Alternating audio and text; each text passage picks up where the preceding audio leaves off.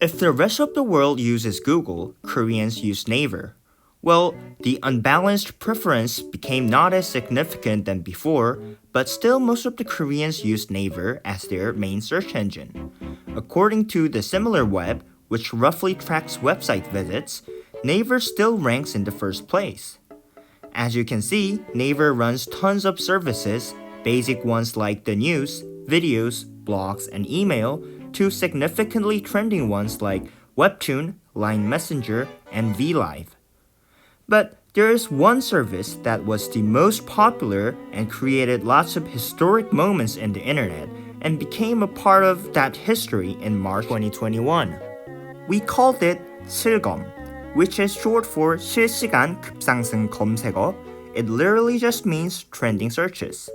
But you can see similar services anywhere. So what's so historic and special about 실검 and why did it shut down? 안녕하세요. This is K Water Bottle and today we are going back to the past of the Korean internet culture. So the introduction of 실검 in Korea was in 2005. And since then, 실검 was a convenient way to find out what's trending in Korea at that moment. Also, in that time period, well, the internet culture wasn't that toxic. So we didn't have many problems which we will talk about in a minute. For example, of the bright side of 실검, before Korea had alarm system for natural disasters, we could get a similar feature from the 실검 like 지진, earthquake, or 정전, blackout. For another example, last year, the horrific online sex crime with underage victims, also known as the Nth Room, was exposed to the public by 실검 while the mainstream news media weren't covering that issue. So, the 실검 was also used by the people without powers individually when they have a certain political or social issues they wanted to address.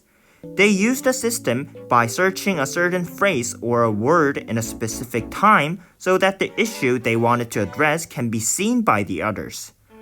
This way of using the system was later named 총공, which is short for 총공격, mass attack, and is now used in platforms like Twitter in the same manner, or in music streaming services by the fans listening to a song in a specific time so that it can be shown in the top 10 trending chart. So, what went wrong? Well, there were many problems in fact. Number 1, way too political. So the major problem with the 실검 was it became way too political. People in both political sides used 실검 to advertise and advocate their propaganda per se. This went too far during the election seasons. Every top 10 실검 was filled with outrageous claims to blame certain candidates. To make you understand, this would have been the 실검 in the US. Pretty crazy, right?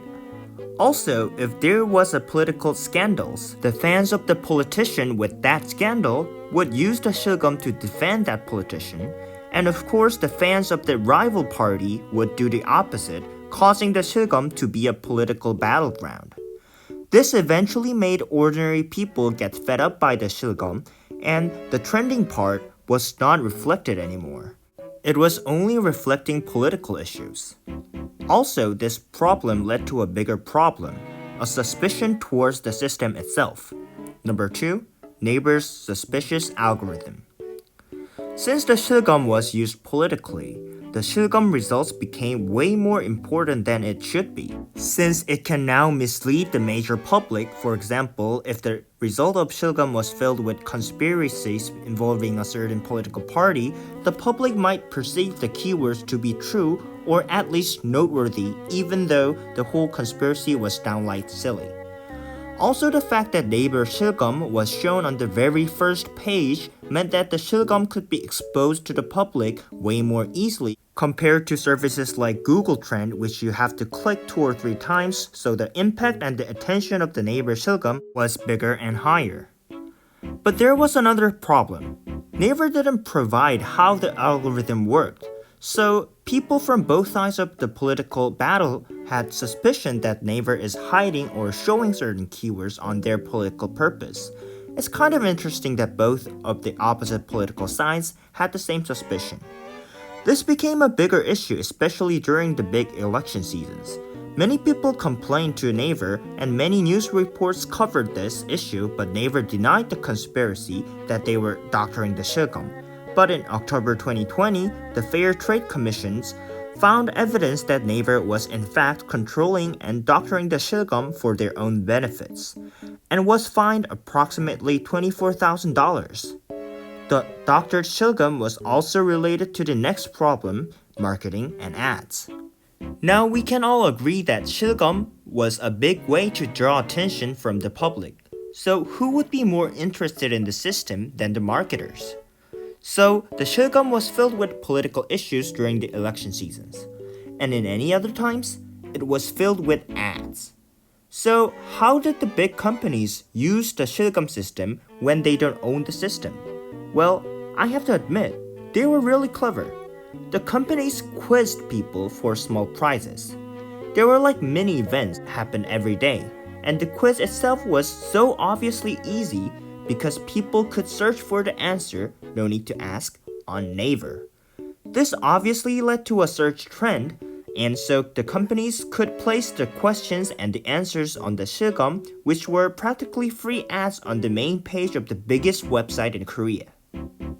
The problems we talked about are political issues and marketing ads filling up the shilgum because the shilgum was very noticeable and open to the public.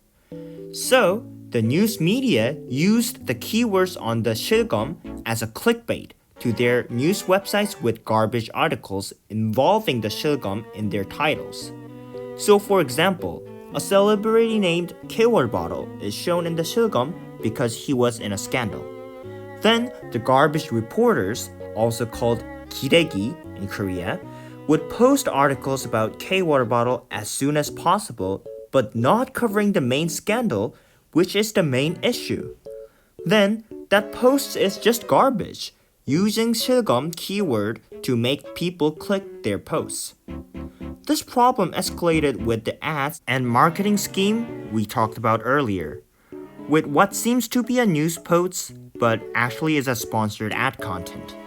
Eventually, people were sick of the shilgum system as a whole, and Naver had to go through with huge backlash for the system.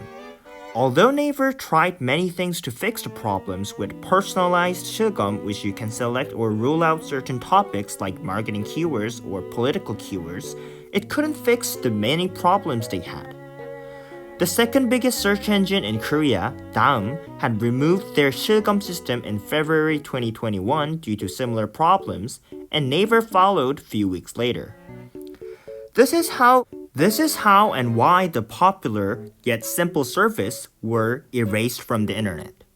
Hope you found this video interesting. If you did, please leave a comment about your thoughts on the issue. Also, don't forget to like the video and subscribe to the channel. Thank you for watching through the end. 다음에 봐요.